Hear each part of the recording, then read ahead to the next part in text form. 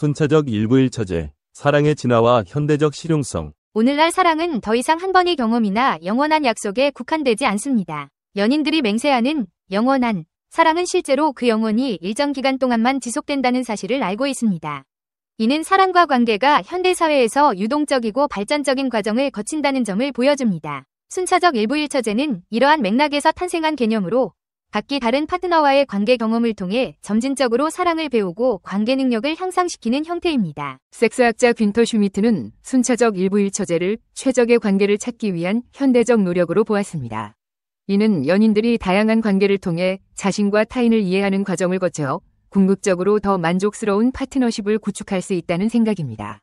이러한 형태의 관계는 한 사람에게 평생을 의존하는 대신 관계를 배워가는 수업 과정으로 인식됩니다.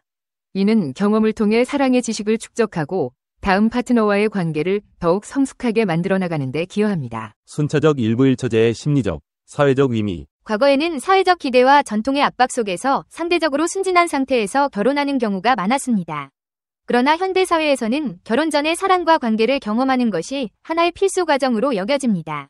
사람들은 완벽한 준비 상태로 결혼하고자 하며 이러한 준비는 더 나은 관계의 유지 가능성을 높입니다. 다양한 사랑의 경험은 자아 자산으로 축적되어 마치 직업 경험이 전문성을 키워주듯이 사람의 개성을 확장하고 사회적 관계 능력을 발전시킵니다. 이와 같은 변화 속에서 재혼, 삼혼, 사혼과 같은 순차적 일부일처제는 단순한 실용적 선택 이상으로 이해됩니다. 각기 다른 관계 경험을 통해 개인은 성장하며 사랑을 실험하고 탐구하는 과정에서 자신이 원하는 관계의 형태를 명확히 알아갈 수 있습니다. 이러한 관계 모델은 과거보다 훨씬 더 유연하고 현실적이며 동시에 낭만적 감정을 수용할 수 있는 여지를 남겨둡니다. 순차적 일부일처제와 감정의 역동성. 순차적 일부일처제는 단순히 여러 사람과 관계를 맺는 것에 그치지 않습니다. 각기 다른 파트너와의 관계에서 사랑의 역동성을 경험하고 감정의 기복 속에서 자신의 감정적 성숙도를 키워나갑니다. 첫 번째 관계가 끝나도 새로운 관계가 시작될 수 있으며 그 과정에서 사랑의 본질을 재정의하게 됩니다. 중요한 것은 새로운 사랑이 찾아올 때마다 자신이 경험한 과거의 사랑이 단절되는 것이 아니라 개인의 감정적 자산으로 남아 다음 관계에 긍정적인 영향을 미친다는 점입니다. 예를 들어 첫 번째 결혼에서 감정적인 소통의 중요성을 배웠다면 두 번째 결혼에서는 더 나은 소통 방식을 적용할 수 있습니다. 세 번째 관계에서는 서로의 독립성을 존중하는 법을 배우면 네 번째 결혼에서는 삶의 동반자로서의 의미를 재발견할 수 있습니다. 이처럼 사랑의 경험들은 연결되고 발전하며 각기 다른 형태의 사랑을 경험하도록 이끕니다. 순차적 일부일처제의 장점, 낭만과 현실의 조화. 순차적 일부일처제는 낭만적이면서도 현실적인 특징을 지닙니다. 이 모델은 위대한 감정이 개입할 수 있는 공간과 동시에 후퇴할 수 있는 공간을 허용합니다. 이는 관계를 영원히 지속해야 한다는 압박감을 줄이고 각 관계를 있는 그대로 소중히 여기도록 돕습니다. 사랑의 실패는 더 이상 부정적인 경험으로 남지 않으며 그것은 성숙과 성장을 위한 중요한 과정이 됩니다. 또한 순차적 일부일처제는 관계의 지속 가능성을 유연하게 만들어줍니다. 더 이상 한 번의 결혼 실패가 인생의 좌절을 의미하지 않으며 사람들은 새로운 사랑을 통해 계속해서 성장할 수 있습니다. 재혼과 그 이후의 관계들은 단순히 대체물이 아니라 이전 경험의 연장선상에 있는 새로운 도전과 배움으로 이해됩니다. 사랑과 관계의 미래, 순차적 일부일처제의 사회적 가능성. 현대사회에서 사랑과 결혼에 대한 인식은 계속해서 변화하고 있습니다. 사람들은 더 이상 결혼을 영원한 약속으로만 보지 않으며 관계가 끝난 후에도 자신을 새롭게 정의하고 새로운 사랑을 시작하는 것을 긍정적으로 받아들이고 있습니다.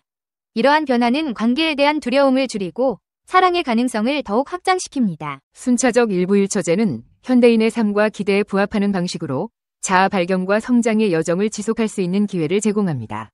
사랑은 이제 한 사람에게 평생을 바치는 것이 아니라 여러 사람과의 관계를 통해 자신을 찾아가는 과정이 됩니다. 이러한 사랑의 형태는 점점 더 많은 사람들이 선택하게 될 것이며 재혼이나 다혼 역시 더 이상 예외적인 일이 아닌 삶의 자연스러운 일부로 자리 잡게 될 것입니다. 결론, 사랑의 진화와 자기 성장의 여정. 순차적 일부일처제는 현대사회의 사랑과 관계에 대한 새로운 접근 방식입니다. 이 모델은 사람들에게 각기 다른 관계를 통해 자기 성장과 성숙의 기회를 제공하며 더 나은 파트너십을 형성할 수 있는 가능성을 열어줍니다. 각 관계에서 배운 사랑의 교훈은 자아 자산으로 남아 다음 관계를 더 성숙하게 만들어줍니다. 결국 사랑은 끝이 아니라 과정입니다. 재혼과 삼혼, 사혼을 통해 우리는 사랑을 더 깊이 이해하고 자신과 타인을 더 잘 알아가며 진정한 의미의 관계를 만들어갑니다. 이는 단순한 낭만이 아니라 현실적이면서도 아름다운 사랑의 진화입니다. 사랑하는 딸아, 이런 남자를 만나라. 딸아, 내가 행복한 삶을 살기를 바라는 엄마로서 인생의 동반자를 선택하는 중요한 시기에 몇 가지 조언을 해주고 싶구나.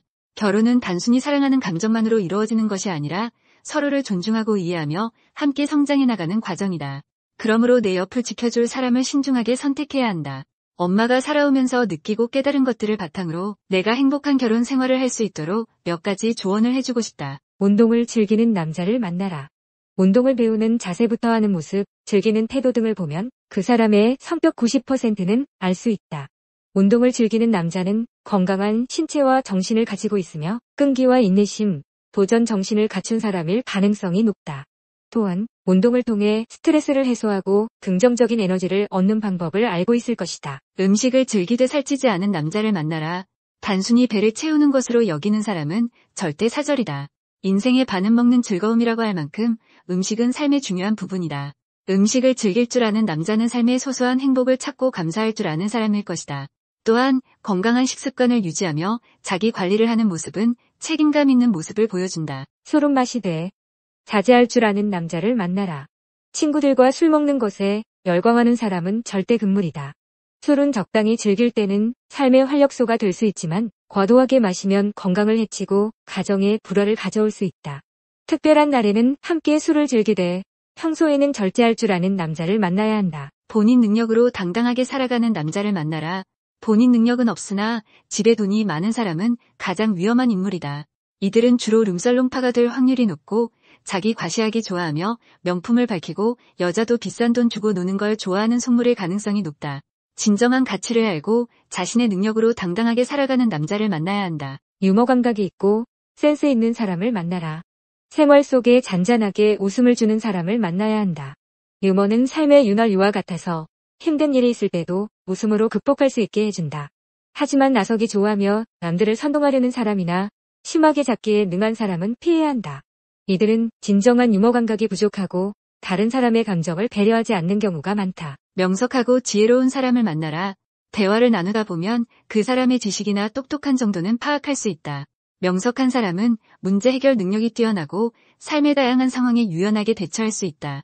또한 지혜로운 사람은 삶의 가치를 알고 너를 존중하며 함께 성장해 나갈 수 있는 동반자가 될 것이다. 감정이 풍부하고 표현할 줄 아는 사람을 만나라. 내가 아프면 정말 걱정하고 반가우면 반가운 티를 내고 화가 나면 화를 내고 가슴이 아플 줄 아는 사람을 만나라.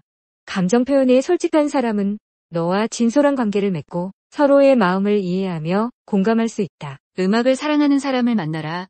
차에서 음악조차 안 듣거나 음악 선곡도 안 하는 사람은 감정이 메마른 사람일 확률이 높다.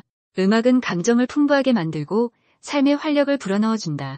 음악을 사랑하는 사람은 예술적 감수성이 풍부하고 삶을 즐길 줄 아는 사람일 것이다. 끊임없이 자기 개발을 하는 사람을 만나라.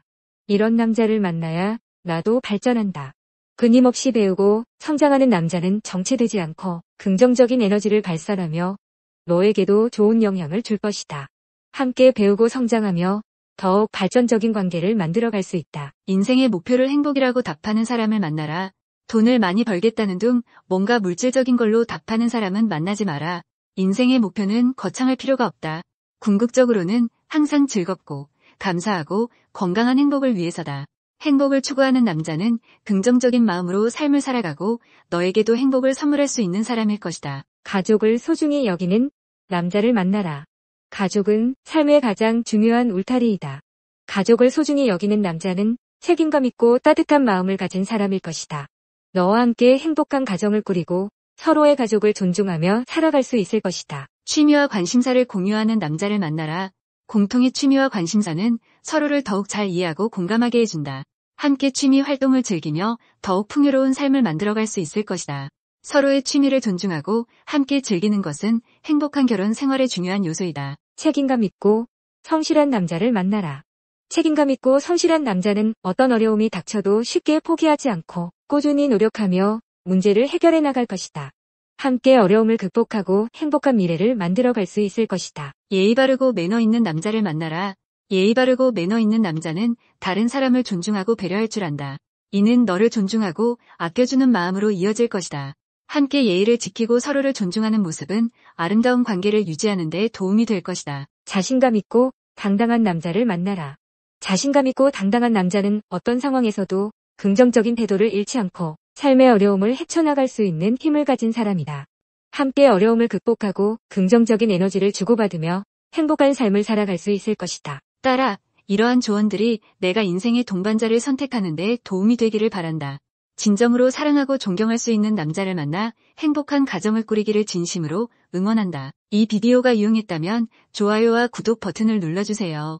건강한 삶을 위한 더 많은 팁을 공유할 테니 계속해서 성필원 채널을 지켜봐주세요. 감사합니다.